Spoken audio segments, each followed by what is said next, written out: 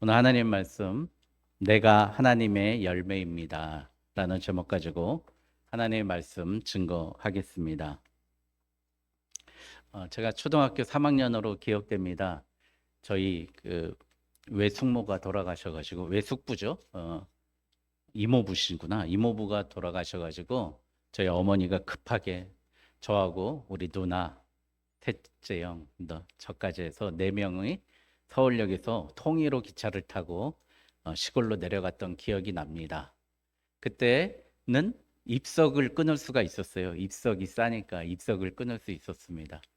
입석을 끊는데 저하고 저희 셋째 형은 표도 안 끊고 딱 두 장 끊어서 저희는 무임승차죠. 초등학생도 안 된다고 하면서 무임승차 시키면서 갔습니다. 그 이제 가서 이렇게 수원이나 지나갔을까요? 그렇게 됐는데 우리는 이제 다 서 있는데 그 제복을 입은 그러니까 철도 영무원이시지 않습니까? 모자 쓰고 제복 입으신 분이 자리에서 이렇게 앉아 계시는 거예요. 그러더니 이렇게 오라고. 그래서 옆자리 이렇게 무궁화호 옆자리에 있는데 통으로 이렇게 통으로 돼 있잖아요. 거기 앉으라고 저희 어머니를. 그랬더니 어머니가 앉습니까? 저하고 저희 형 두 명을 거기 끼어 앉히시는 거예요. 그래서 앉히는 거예요. 또 이렇게 쭉 가다가 보는데 익산이나 갔을까요? 대전 좀 지났을까 되니까 그 분이 도시락을 시키는 거예요. 여러분 옛날에 도시락을 막 들고 다니면서 팔았지 않습니까? 그 도시락을 두 개 시켜가지고 하나는 그 영무원이 드시고 하나는 우리 보고 먹으라고 우리한테 선물로 주는 거예요. 그러고 하시더니 어떻게 하시더니 우리 그 학교역 학다리죠. 저 한평에 학다리 역까지 그 자리 두 자리를 앉아서 가라고 다 이렇게 해결을 하시고 익산인가 그 이리에서 내리고 나가시는 거예요. 거기에 이제 일을 보러 가신 거죠. 저는 그분의 그때 그 사랑이 얼마나 생전 처음 보는 사람이지 않습니까? 도시락도 그때 비쌌잖아요. 기차에서 파는 거. 당신이 편하게 갈 수 있는 자리를 아이들이 붙어 앉으면서 좁았는데 그 자리를 내주시고 우리에게 사랑과 정말 좋은 긍휼을 베푸셨던 그 생각을 해보면 아직도 기억이 납니다. 그래서 저도 이 다음에 되면 저렇게 참 제복 입고 좋은 직장에서 저렇게 남에게 이렇게 베풀 수 있는 사람이 되면 얼마나 좋을까 그런 생각을 해봤습니다. 그 직업 자체가 좋아 보이더라고요. 멋있어 보이고 그랬습니다. 어느 한 목사님이 저한테 고민을 말씀하세요. 아니, 우리 집사람하고 애들이 가정에서 예배를 드리자는데 예배를 드리기 싫다는 거예요. 왜 그러세요? 교회에선 예배 드려도 아빠가 목사님이죠. 아빠하고 예배 드리기는 싫다는 거예요. 왜 그럴까요? 아빠가 믿고 있는 하나님이 믿어지지 않는다는 거예요. 얼마나 무서운 말입니까? 우리가요, 하나님을 만날 때 하늘에 보이는 하나님을 보는 게 아니라 내가 믿고 있는, 내가 보고 있는 우리 목사님이 믿고 있는 하나님, 우리 권사님이 믿고 있는 하나님, 집사님이 믿고 있는 그 하나님을 봄으로써 우리의 믿음이 생기는 거예요. 오늘 루시 그런 여인이었습니다. 어머니의 하나님이 누구의 하나님이라고요? 나의 하나님이 된다는 거예요. 참 나오미가 얼마나 모압이라는 땅에 가서 힘들었으면 그 힘든 가운데서 며느리를 사랑하고 애틋하게 대해줬으면 시부모 관계가 좋지 않잖아요. 고부 갈등이 최고잖아요. 근데 어머니의 하나님을 믿는다는 거예요. 우리 교회 모든 저를 비롯한 모든 성도님들이 주변에 있는 모든 가족들에게 나를 보고서 하나님을 바라보는 눈이 열리고 귀가 열리고 믿음이 자라날 줄 믿습니다. 그래서 그러기 위해서 나오미가 얼마나 희생했는지 오늘 또 볼 수 있게 됩니다. 요한복음 12장 24절에 내가 진실로 진실로 너희에게 이르노니 한 알의 밀이 땅에 떨어져 죽지 아니하면 한 알 그대로 있고 죽으면 많은 열매를 맺느니라. 오늘 어떻게 열매 맺을 것인가에 대해서 말씀을 나누려고 합니다. 이 열매의 속성을 한번 여러분들 아십니까? 열매는요, 난 나무가 열매를 맺기 위해서 여러 가지 방법을 씁니다. 유일한 목적은 뭐죠? 자신을 번성케 하기 위함이에요. 자기의 씨를 퍼져 나가게 하기 위해서 열매를 만드는 겁니다. 그래서 여러분들 여기 앞에 이쁜 열매 보시면 얼마나 아름답습니까? 그래서 동물들이 보기에 정말 아름답고 이쁜 색으로 열매를 포장합니다. 하나님이 그렇게 만드신 거예요. 동물들이 열매만 보면 이뻐서 먹음직스럽게 그렇게 만든 거예요. 또 열매를 보면 뭐가 나죠? 향기가 납니다. 그 향을 통해서 열매를 동물들이 달려들게 되죠. 그래서 사람들이고 동물들이고 그 열매를 따서 먹고 유일하게 버리는 게 뭐예요? 씨앗을 버립니다. 복숭아도 마찬가지고 수박도 마찬가지고 그 열매의 몸통을 먹고 씨앗을 버리게 돼서 그 버려진 씨앗이 땅에 떨어져 썩어지면 또다시 열매 맺는 나무가 된다는 겁니다. 여러분, 그래서 우리가 오늘 주제가 내가 하나님의 열매이기 위해서 어때야 될까요? 이뻐야 됩니다. 여러분 좀 이쁘게 하고 다니십시오. 남자들 멋있게 하고 다니십시오. 예? 이왕이면 멋있으면 다홍치마라고 좋지 않습니까? 우리 교회 다 멋있게 하고 이쁘게 하고 다니시지만 더 이쁘게 하고 다니십시오. 예? 사람들이 나에게 달려들게 이쁘게 하고 다니십시오. 또 두 번째, 향기 나는 사람 됐으면 좋겠습니다. 나를 보고 정말 저 사람이 그리스도의 향기가 내뿜는구나. 그래야 나를 먹죠. 그래서 내 안에 있는 씨앗을 그 사람께 심을 수 있지 않겠습니까? 오늘 그런 생각을 가지고 말씀을 준비해 봤습니다. 오늘 본문으로 좀 먼저 들어가 보겠습니다. 여러분 1절에 보니까요, 흉년이 들었다고 합니다. 그래서 베들레헴에 살던 엘리멜렉이라는 사람, 이름이 얼마나 좋은 이름입니까? 엘리멜렉. 엘리가 뭐죠? 예수님이 십자가에서 그랬잖아요. 엘리, 나의 하나님, 나의 하나님. 멜렉이 뭐죠? 아비멜렉, 왕. 이게 무슨 뜻이에요? 하나님은 나의 왕이시다. 그 뜻이거든요. 이렇게 이름부터 신앙이 훌륭한 분이 어떻게 해요? 흉년이 졌다고 모압으로 떠납니다. 모압이라는 말 뜻은 또 아버지의 씨라는 뜻이거든요. 여러분, 이 모압이라는 땅이 뭐예요? 여러분들 소돔과 고모라에서 아브라함의 조카 롯이 그 멸망의 땅에서 아내가 소금 기둥이 돼서 없으니까 딸들이 아버지의 침상에 들어가서 낳은 아기가 모압의 족속이 된 거예요. 그래서 모압이라는 땅의 이름이 아버지의 씨라는 뜻입니다. 여러분, 그 땅으로 갔다는 게 뭐죠? 모압으로 갔다는 게 하나님의 전을 버리고 떠났다는 거예요. 아무리 힘들어도 우리 버려야지 말아야 될 것은 하나님의 전, 하나님의 땅을 떠나지 마시기 바랍니다. 여러분, 떠났더니 어떻게 했어요? 누가 죽었어요? 엘비멜렉, 아버지 죽고 기론과 말론 두 아들이 다 죽었습니다. 여러분, 하나님을 떠나서는 유일하게 남아있는 건 사망밖에 남아있지 않습니다. 양떼를 떠나면 불쌍한 자식이 되고 맙니다. 여러분, 그래서 하나님의 전을 결코 떠나지 마십시오. 아무리 힘들어도 내 자리를 지켜야 됩니다. 생각해 보십시오. 10년이 지나서 다시 돌아왔는데 그러면 죽게 생겨서 떠났으면 베들레헴의 사람들이 다 죽어서 없어졌어야 되잖아요. 아니면 이주에 온 사람들만 있어야 되잖아요.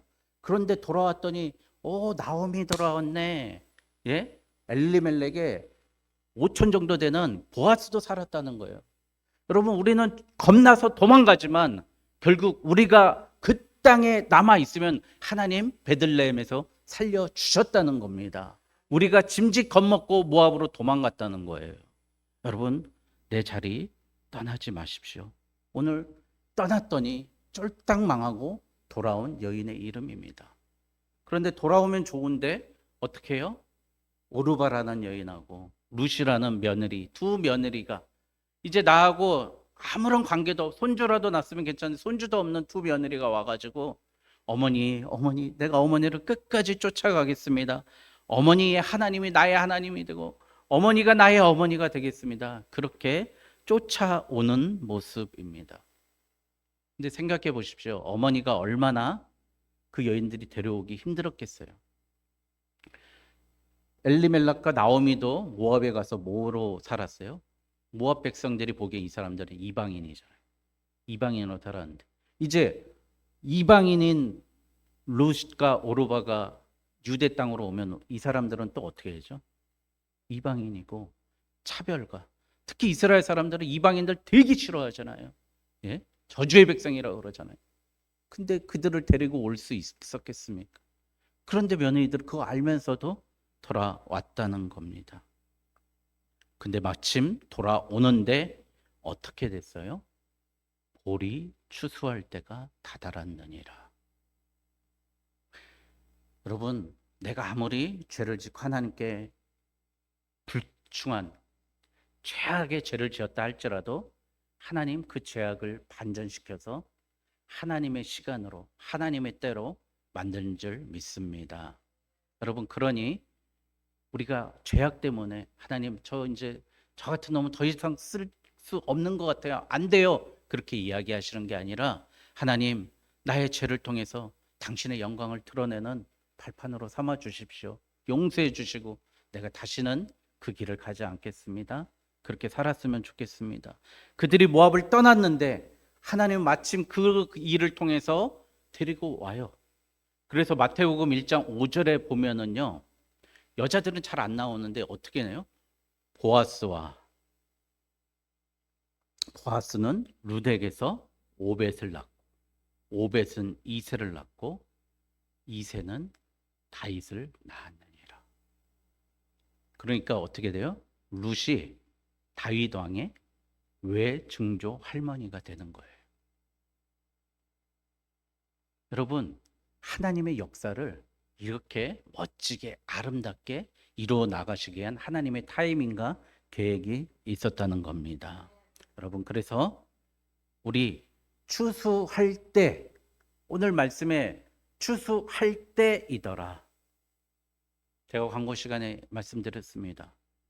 지금 우리를 돌아보면 왠지 흉년 같고 잘 돼 있는 것도 아닌 것 같고 뭔가 정체되어 있는 것 같고 뭔가 눈에 보이는 확실한 성과가 보이지 않는다 할지라도 오늘 우리를 추수감사 예배에 초대한 이유는 볼이 추수할 때가 다다랐기 때문인 줄 믿습니다.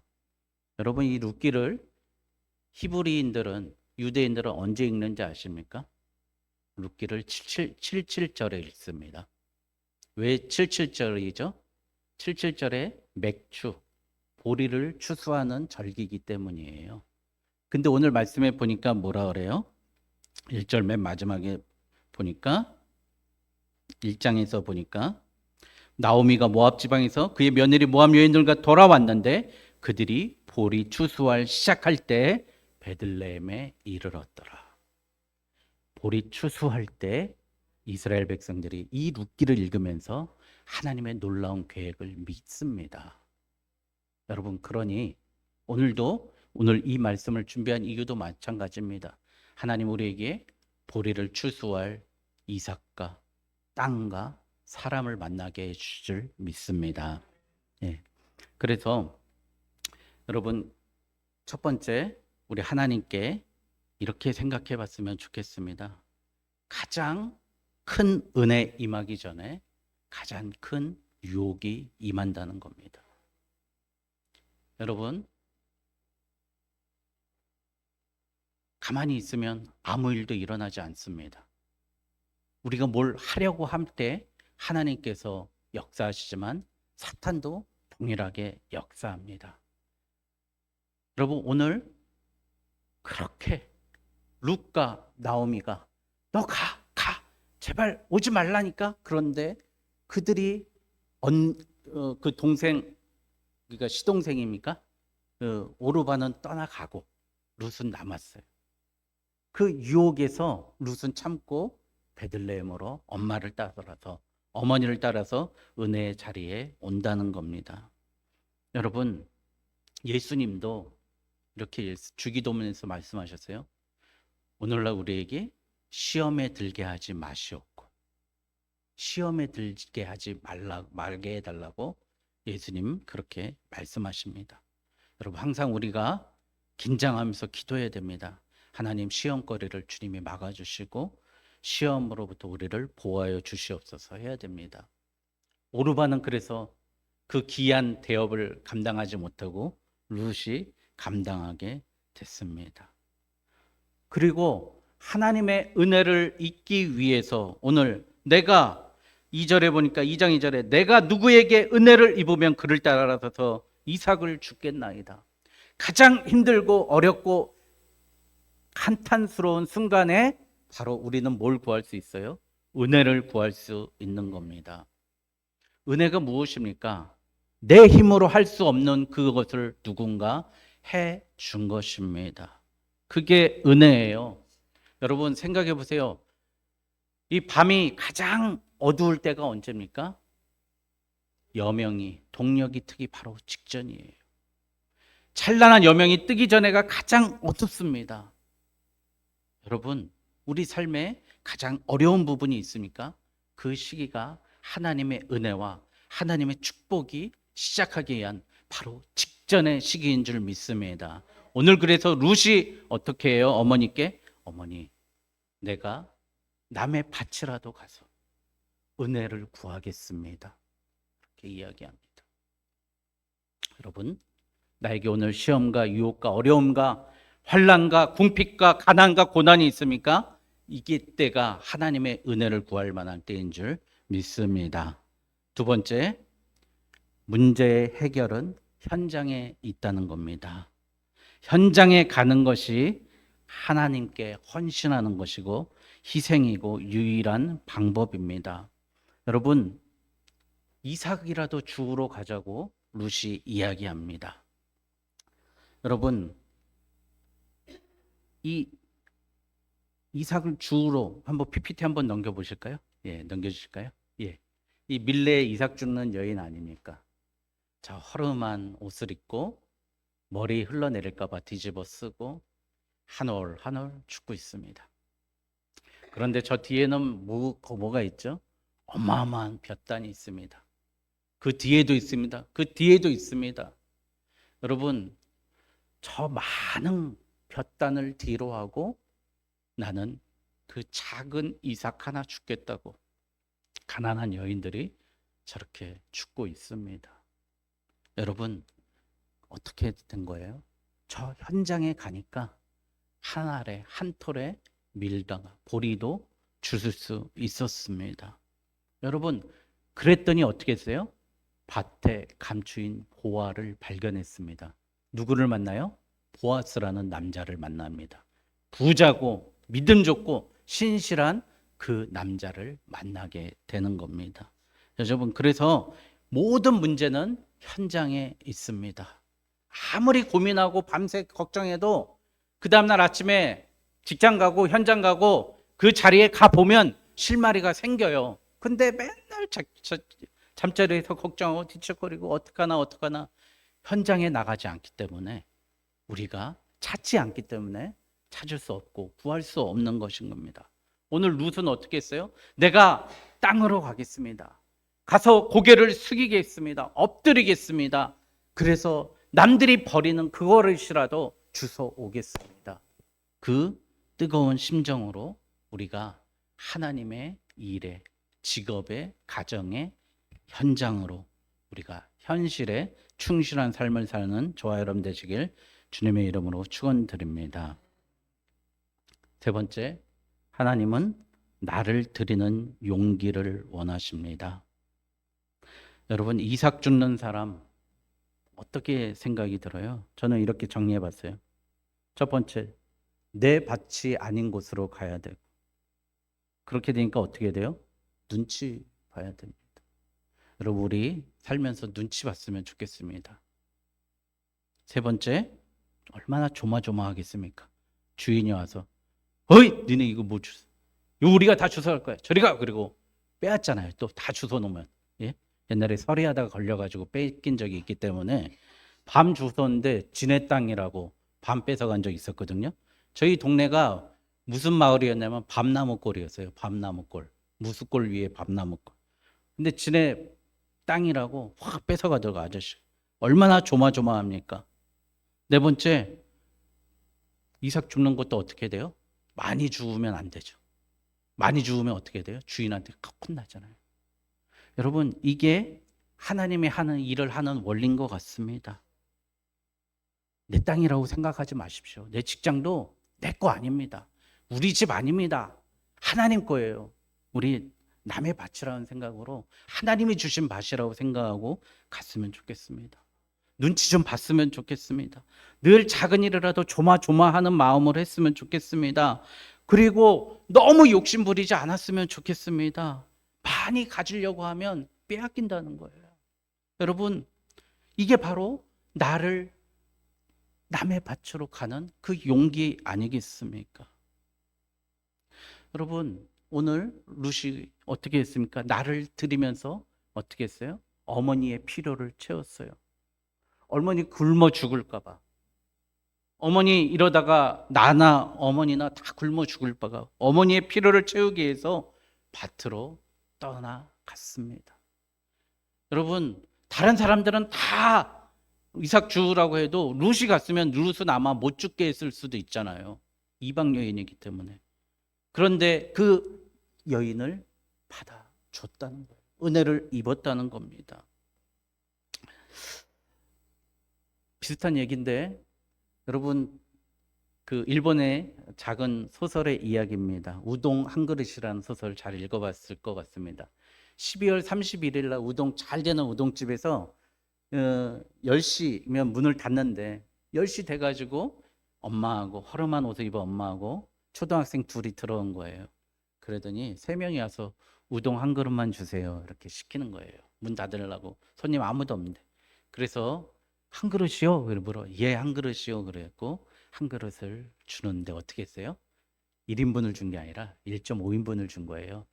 그랬더니 맛있게 먹고 가는데 그 주인이 감사합니다. 새해 복 많이 받으세요. 그렇게 이야기를 했답니다. 그 다음에도 12월 31일 날 10시가 되니까 그 3명 엄마하고 아이들하고 또 와가지고 감사합니다. 이렇게 우동 한 그릇을 시켜갖고 또 한 그릇 반을 주고 먹고 갔어요. 그 다음에는 왔더니 이번엔 2그릇을 시키는 거예요. 12월 30, 이제 그분들이 12월 31일 날 오나 안 오나 그것만 기다리는 거예요. 그랬더니 그날은 어떻게 했어요? 우동을 2그릇 시킨 거예요. 그랬더니 어머니가 이렇게 아이들한테 얘기해요. 그동안 우리 고생 많았다. 아빠가 보험에 들지 않는 자동차를 운전하다가 사람을 8명이나 다치게 해서 우리가 매달 5만 앵을 갚고 있었는데 이제 내년 4월까지 갚을 줄 알았는데 이번 달에 다 갚았다. 그래서 오늘 너희들한테 우동 2그릇 사주는 거야. 주인은 그 우동 2그릇 주문을 받고 얼마를 해주세요? 3그릇분의 우동을 한 그릇 1.5인분 해서 준 거예요. 그런데 그 아들이 이야기합니다. 엄마, 저 내가 속인 게 말씀드리지 않은 게 있는데 우리 동생이 학교에서 글짓기 대회에서 1등을 했다는 거예요. 그래서 그걸 구부들한테 읽는 시간인데 엄마 모셔오라 했는데 엄마 모셔오면 일 빠질 것 같아서 제가 형으로서 대신 갔어요. 그래가지고 그 동생이 이제 읽는 거예요. 읽는데 어떻게 읽어요? 제목이 뭡니까? 우동 한 그릇입니다. 우리는 12월 31일만 되면 우동 한 그릇 먹으러 간다. 근데 그렇게 맛있을 수가 없었다. 돌아가는 길에 주인 아줌마가 감사합니다. 새해 복 많이 받으세요. 라는 이야기가 나에게 용기를 주었다. 그 이야기를 하는 거예요. 그걸 보러 왔던 형에게 담임 선생님이 엄마가 안 오셨네. 형이 나와서 한번 이야기를 해보세요. 그랬더니 형이 이렇게 얘기합니다. 방금 동생이 우동 한 그릇이라고 읽기 시작했을 때 나는 처음에는 부끄럽게 생각했습니다. 그러나 가슴을 펴고 커다란 목소리로 읽고 있는 동생을 보고 있는 사이에 한 그릇의 우동을 부끄럽다고 생각했던 그 마음이 더 부끄러웠습니다. 그때 한 그릇의 우동을 시켜주신 어머니의 용기를 잊어서는 안 된다고 생각합니다. 룻의 마음 아닙니까? 부끄러움을 무릅쓰고 밀 보리 한 톨 주스러 간, 부끄러움을 무릅쓰고 그 어머니는 왜 아무도 없는 문 닫을 때까지 기다렸다가 갔을까요? 사람이 많으면 한 그릇 안 돼요, 자리 없어요, 그럴까봐 조마조마한 심정으로 장사 다 끝난 집에 가서 창피하지만 우동 한 그릇 주세요. 그리고 14년이 지나서 그 아이 12월 31일마다 기다렸는데 안 오는 거예요. 14년이 지나서 그 북혜정이라는 우동집에 3명의 엄마, 아들, 건장한 아들들이 찾아옵니다. 그 아이가 글짓겠을 때, 그래서 저는 이 다음에 우동 만드는 요리사가 될 거예요 했는데 14년이 지나서 그 글짓기를 했던 아이가 뭐로 돌아옵니까? 그 삿포로에 의사가 돼서 돌아오고, 그 큰아들은 은행원이 돼서 멋지게 돌아오는데 엄마가 이렇게 얘기해요. 오늘 우리 지금까지 살았던 최고의 사치 한번 부려보자. 우동 3그릇 주세요. 그게 무슨 얘기죠? 그 어려운 환경과 시절을 생각하면서 검소하게 살았다는 거 아닙니까? 최고의 사치 우동 3그릇이라고 이야기합니다. 여러분, 이게 바로 나를 드리는 용기 아닙니까? 우리 하나님이 일하는 거 창피하다고, 부끄럽다고, 또 직장에서 내 자존심 꺾는 거 어렵다고, 힘들다고, 부끄럽다고 먼저 못 다가가지 않습니까? 근데 우리는 타인의 필요를 채울 때 하나님은 더 좋은 열매로 나타나십니다. 타인의 필요를 채웠더니 보아스가 나의 필요를 채워준 거예요. 여러분, 타인의 필요를 채워주십시오. 말씀을 마무리하려고 합니다. 여러분, 오늘 룻과 같이 내가 어머니의 열매가 돼서 곡식을 주워왔습니다. 우리가 하나님의 열매가 되었으면 좋겠습니다. 예수님은 우리의 희생의 첫 제물로, 죽은 자들의 첫 열매로 우리에게 오셨다고 말씀하셨습니다. 우리도 많은 자들의 첫 열매가 되었으면 좋겠습니다. 한 사람의 예를 들고 말씀을 마치겠습니다. 조지 화필드라는 위대한 설교가가 있습니다. 이분이 한 얘기가 있어요. 녹슬어 버려지기보다 닳아 없어지기를 원한다. 여러분, 사용하지 않아서 녹슬어 버려지기보다 내 자신이 닳아 없어지기를 원한다. 똑같이 얘기했던 세례 요한은 무엇이라고 얘기했습니까? 세례 요한의 제자들이 이렇게 얘기합니다. 지금 자꾸 예수님 보러 세례 받으러 안 오고 예수님께로 사람들이 갑니다. 세례 요한의 제자들이 그랬더니 요한복음 3장 30절에 이렇게 얘기합니다.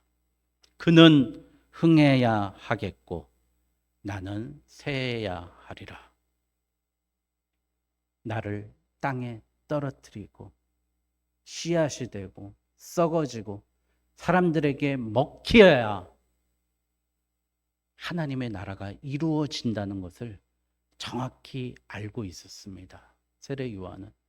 여러분, 우리 성도님들, 이제 우리 하나님은 흥해야 하겠고, 우리 예수님은 흥해야 하겠고, 우리 교회는 흥해야 되겠고, 나는 새했으면 좋겠습니다.